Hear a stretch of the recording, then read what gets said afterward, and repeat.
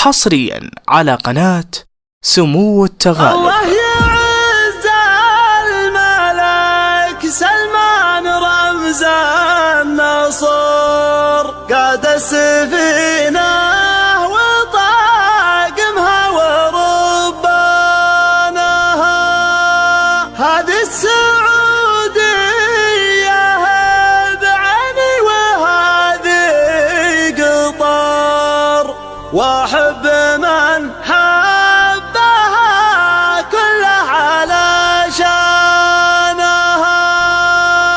واحب من حبها كله علشانها.